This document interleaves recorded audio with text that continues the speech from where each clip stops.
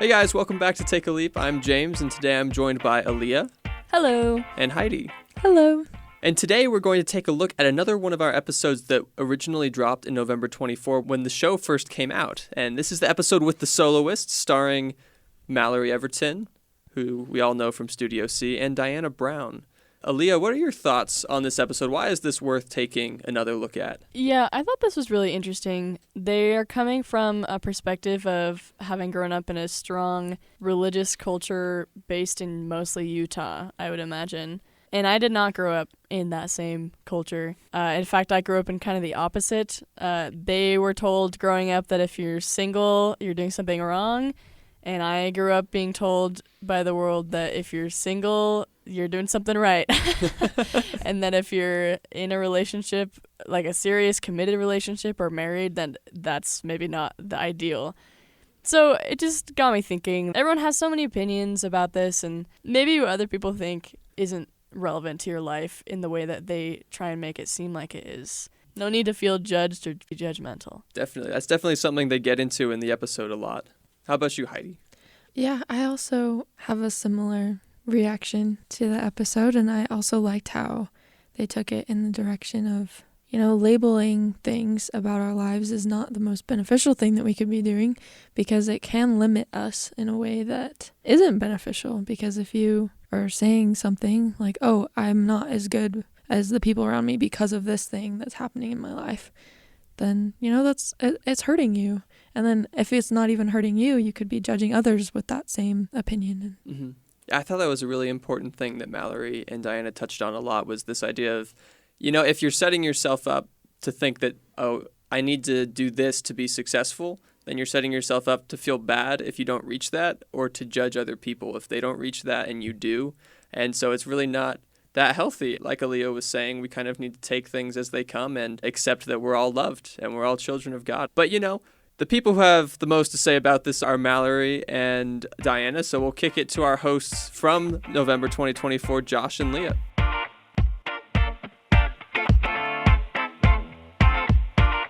Hey guys, I'm Josh, back with Take a Leap. We're out here searching far and wide for the worst dating stories. Yeah, so I friend-zoned this guy the night before, and then he asked me on a date to go to a trampoline park, and I broke my nose. I thought jumping higher would impress her, but It should. it would have, but my knee went into my chin and cut it open pretty bad. I had to go to the hospital.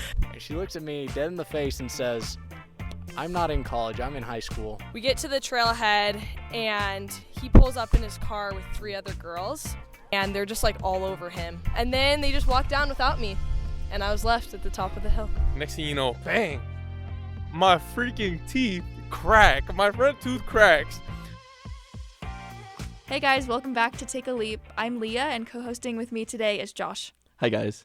Today we are here with Mallory Everton and Diana Brown from the Soloist Podcast. Thanks guys for joining us. Hello, thank you for having us. We'll just jump right into it because, like I said, we were super interested in this idea of like the Soloist Podcast, which for our listeners who don't know, it's a podcast that you guys started talking about your experience being single in the Church of Jesus Christ of Latter-day Saints and I guess in Christianity in general as well. So where did this idea come from? Well, I began working with Faith Matters, and just in getting to know them, I was chatting a lot with the founders and just about, what faith looks like in my life and this big question of marital status, because the life that church tends to imagine is so often family life. And that wasn't happening in my life. It leads to lots of questions about like, what have I done wrong? Do I belong here? Am I totally off the path that God meant for me to take? And lots of personal questions about my own value and worth and my own path. And then also just, sort of a crisis of meaning about whether I could see myself in the church and whether this was like a place that was really helping me to live the life that I wanted to live. And so anyway, in conversations with Faith Matters, they actually put me in touch with Mallory, and they were like, she's brilliant on these topics, and she sure was. And I think we just wanted to shed light on precisely the sort of crisis of meaning that happens when your family life doesn't comport with the sort of fairy tale picture that's sometimes presented in our church.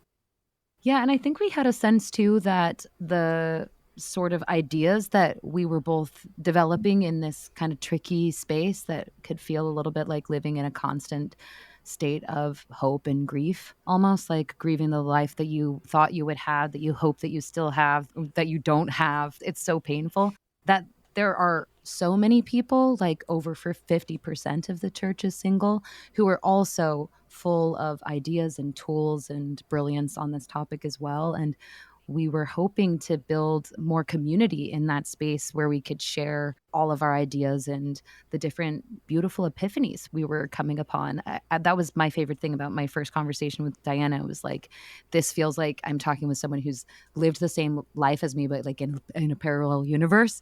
So like she's learning all these different things that are super useful to me and had language that I didn't have. And it was very, very helpful to me immediately. And we were hoping to be able to do the same for other people. Yeah.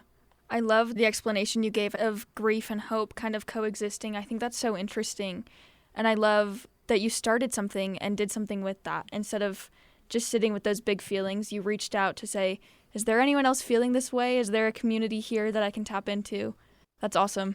I have a friend who a couple weeks ago, she was quoting another friend, but she said that if you're feeling alone or adrift, go where the beautiful people are, and if there's nowhere for them to go, then build the place where the beautiful people can come. And I think that there's something to, like, you have the most to offer in the places where you suffered the most. Yeah, I mean, I think that as I was going through, my own grief around this, I feel like around the time I turned 30, it was just a big mourning thing of like, okay, the life that I hoped I would have, like, quite frankly, if 10 years ago you told me I wouldn't be married by that age, I would have wanted to die. Yeah. Like, that's so sad. But seriously, we like set ourselves up for so much grief around this question. I think one of the things that I'm just so thankful that I get to do this work in a faith context is because what I found was not that, oh, my religion sold me a bill of lies or just set me up for failure. I think the fairy tale doesn't serve people. I think it doesn't even serve people who do look like they're doing that on the surface. So there's a lot to work on culturally in terms of what we focus on in the church. But I did feel like I had those spiritual tools to rebirth myself. Like I was taught the gospel of Jesus Christ in our church.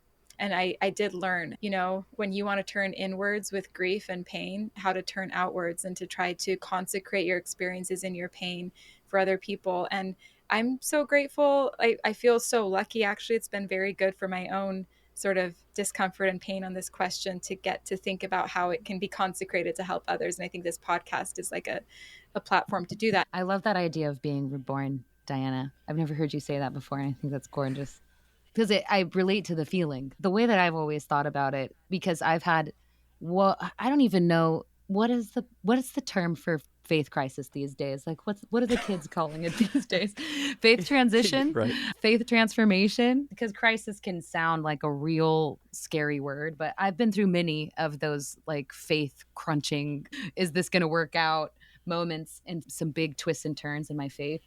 At each of those junctures, I always had a sense that I could either back out now or I could go deeper and see what happened. Like I could go even deeper and ask the questions and see who's tried to answer them and see how the people who seemed to struggle, where they landed and how they got to some distant shore that I couldn't recognize from where I was. And so I hear what you're saying in that birthing process, like becoming a new creature. Yeah, I love that. I feel like a lot of young people are going through, faith crises / crunches / whatever we want to call it these days. Is there a place that you would turn to when you have like a moment of questioning or a moment of, I need some spiritual growth? Like, what's your fallback when you get to those points? I think that what's been very helpful for me is sometimes, and I mean, it's almost like you need to give your brain a break from the same sources sometimes. Like it's been helpful for me to read other Christian authors. It was helpful for me to watch The Chosen, to see other ways to connect to Christ, to turn to art and music. I got really into gospel music for a while because I was having a really hard time. I was very anxious at one point and really, really struggling to just function. And I started really struggling even with listening to spiritual music because it just wasn't upbeat enough. I needed more joy in Christ. I needed to feel like it was a celebration. I needed like something that would like lift my spirits and be about God. And so sometimes I just think we need a medium change. Sometimes you just need like something to jolt you out of the habitual mental cycle that you're in. And so that whether that's other Mormon authors or other religious texts or something that's completely not religious at all, but makes you feel connected to yourself or to something godly, you know? Yeah. I think one thing that I've learned from Mallory that she always says, like, whenever there's something that makes us uncomfortable, that's like precisely the place that we need to go. If there's some question on this issue that we're like, are we allowed to talk about? Like, is that too far? She's like, we need to go there. That's where the nugget will be. That's where the insight will be. One of the scriptures that was just really foundational in my testimony growing up and that I still think about all the time is the revelation given to Joseph Smith in Liberty Jail when he's like super suffering. And Jesus is just like, you can't go lower than me. Like, I've been through everything. I'm here with you. This will be for your good. And I think that helped me to realize that no matter how dark and uncomfortable life gets, I'm always with God in that. And there's no space where this is like actually separate from a life of holiness. And that the question is simply like how to receive it as such. And that's a challenging thing to do. But I think just not being afraid of discomfort and sometimes even leaning into it. I find that like journaling about precisely the things that I'm like confused about is such a helpful way for me to get insight into it and even like see the new truths that I'm being invited to consider. Something that you said a little while ago, Diana, was that you need to think about where you look to find worth. And I think that's what both of you were kind of just talking about. Like if we put our worth in a relationship or our grades, maybe, because we're students, you're kind of setting yourself up to be disappointed. But if you turn to religion, whichever institution that may be, there's a greater possibility that you'll find joy and that joy will be lasting. Almost every success structure that we set up is inherently elitist and or judgmental. And it either creates shame for you or creates judgment of others. And so there is this thing that when we enter into like judging ourselves based on grades and deciding how valuable we are based on grades, that sets us up to think that people who aren't getting good grades aren't valuable. And so we might feel like we're benefiting from that kind of framework when we're getting good grades, but we really, really feel it when we're not getting good grades. It makes us feel more compassion for other people who aren't getting good grades. I don't know if you can sense the symbol here, but like it's very similar with like the idea that a successful person, a worthwhile person gets a partner and somebody who isn't a successful or worthwhile person doesn't. And that must mean there's something wrong with them. But the longer that you're in that space, the more I think you begin to learn, like, I don't think this is about who's worthwhile and who's not. And I feel like I've almost felt the urge to repent because I had so much unpacking to do and I still continue to unpack the inherent shame that I carried around for being alone. Because it meant that I was also judging others who were alone. It also meant that I was seeing them as less valuable. And the more that I've been able to release that, the more that nobody's experience scares me, including my own, which is very freeing. And it also means that I get to be with people wherever they are. And I get to be with myself wherever I am too. It's really lovely, Mallory. Yeah, that is awesome. I feel like in my life that happens to me all the time where God's not going to let my life change until I'm okay with where I'm at, like no matter what. And I think it's so funny. I'm like, okay, like I just want this. I just really want this. And like I want this change. And he always finds a way to teach me to be okay with the present and to be okay that I have value even if I'm not where I think I should be. Have you ever seen Groundhog Day? Yeah. Yes. That's the movie I always think of when you talk about presence. He literally has to learn how to completely embrace the same day. I remember actually that was really useful to me my freshman year at BYU. I was having such a hard time that first semester. And I remember thinking like, I'm just going to pretend like this is Groundhog Day. And that like BYU is Groundhog Day. Like but I had like a feeling like I can figure out how to embrace this day, you know? And what if my situation never changed? I bet that there's a way I can look at it differently, or that I can like spot more people I can help, or that I can like eat food that makes me happy at the very least or something, you know, whatever it is that brings you joy. Yeah, for sure. So we've talked a little bit about this community that you've tried to tap into and reach out to. And I know your podcast is newer, but do you have any responses that you've received to your podcast? Yeah. I mean, the world has enough podcasts, right? If you're starting a podcast in 2024, you got to be sure you have a good audience for it. You're like finding a new niche. But this really just is kind of low-hanging fruit because, quite frankly, this is not just like some oddballs here and there. Like, our generation is not getting married at the rates and at the ages, and even not even staying married like previous generations have. This world is shifting that way, even in our church community. It's like, I just think that people end up finding themselves in all sorts of situations they never thought they would when they find that their dating market, their dating pool, their options that way are sometimes at odds with what's expected of them religiously, or just they end up being single for a long time and feeling like so unseen and so worthless, frankly, in our community, that they end up just being like, there's no place for me. We all grew up with the same hymns. We all grew up singing Families Can Be Together Forever and longing for this like temple marriage. We're sort of shaped to want that kind of life. And then whether, we're obviously speaking to people who are still trying to find their place in the church, but also we hope that it'll be broader than that. And I feel like, we've received emails from like people all over the spectrum, including some non-members too. Just today, I got an email from a woman who's in her late 30s and she's dating a Muslim man. And we recently, mentioned a scenario like that in one of our podcasts. Like, what do you do if you've got two faiths and how do you merge them? And she was like, I've just never heard this addressed in any kind of church setting.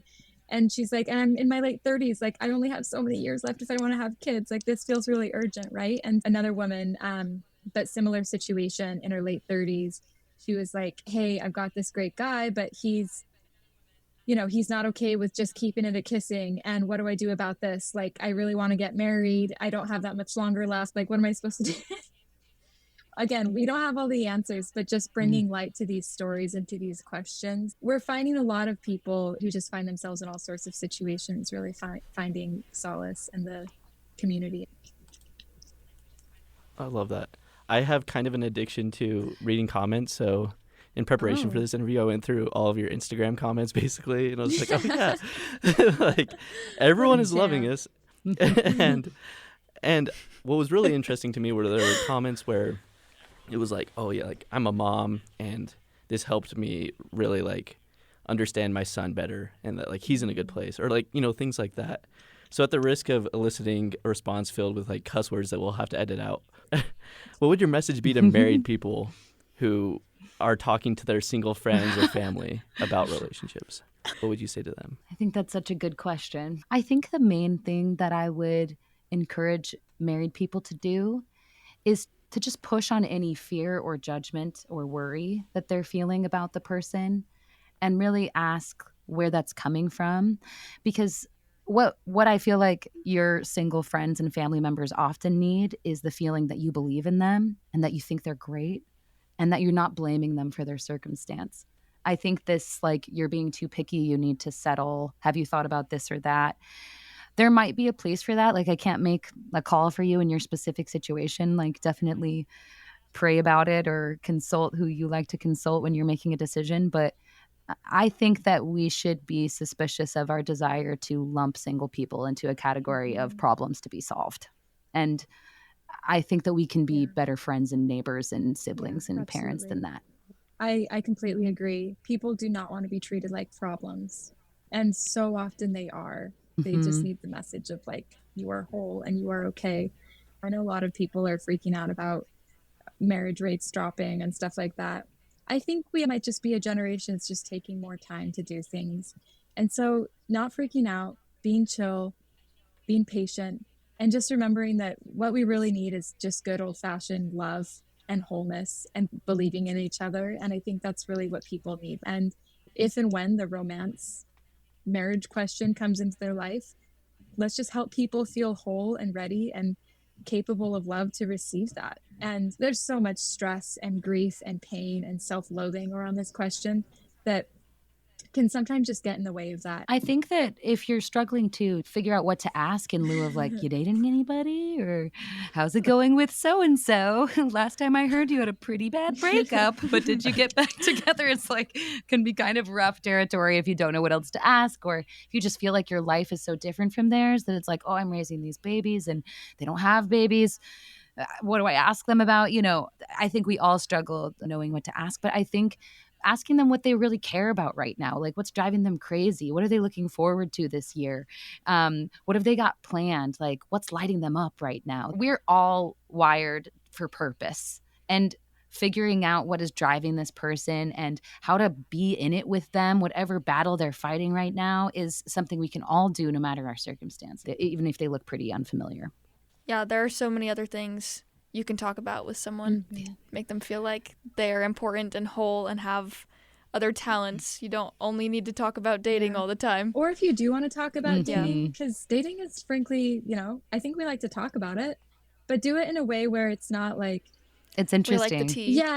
Yeah, be open for the tea and be open for the person to like have whatever kind of response they need. So for example, I sometimes feel my parents are fantastic, and so this is not in any way wanting to like, you know, criticize them, but sometimes if I'm like, I went on this date with a guy, you know, if something doesn't go well, I can just sometimes sense a stiffening, and they're like, Diana, you're being too picky, you should just go for it, you should like, you're not allowed to not like somebody at this age, you're not allowed to like not be into it, and that's hard, right? That makes me feel like I can't really share what I'm experiencing, what I'm going through, and be honest about my thought processes. That's not a very, you know, fun environment for a single person to discuss dating. But if you're really just there to experience life with them, that's fantastic. I think that's brilliant. That's such a good point. Yeah, for sure. Is there anything that we haven't talked about that you guys want to get to? I think allowing yourself to let go of the idea of a happily ever after and try and adapt some different type of story in your life, a story that allows you to change and ebb and flow and go through highs and lows, and doesn't basically measure you as a failure unless you get a happily ever after, or you get a certain type of house or a certain type of family or a certain type of career situation. That isn't helping us. It isn't helping us. So I think just allowing yourself to picture your life as more dynamic than that, because nobody's life just gets to a fairy tale and then coasts. It's actually really unfortunate when you realize that doesn't kick in your marriage either. I completely agree. Everyone will have reason to think that their life is like irreparably tragic at times, whether you get married at whatever age. And I just think, you know, in those moments to just remember, no, this is it. This is real life, and this is what I'm here for, and try to find the beauty. And I love the word dynamic. Enjoy the dynamic of your own life and the idiosyncrasies and the, you know, the uniqueness of the way that God is revealing himself to you in your life, and just enjoy that, and don't be afraid if it diverges from the norm. What a dynamic way to end. That was amazing. My religion professor, every time we leave, says, "You are loved." And I feel like that's how we should end this episode. Just, you are loved. All you listeners, are loved. We love you. We're all loved. Doesn't it feel good? A big thanks to Diana Brown and Mallory Everton for joining us today. They are amazing examples of faith, and their podcast is so important. Be sure to check it out. It's called The Soloists. Take a Leap is a production of BYU Radio. Tonight, we encourage you to go on a date with yourself. Treat yourself to some ice cream and a rom-com. And, of course, remember the immortal words of Jessica Day. I'm single and I'm sufficient. We love you. See you next time. Mic drop.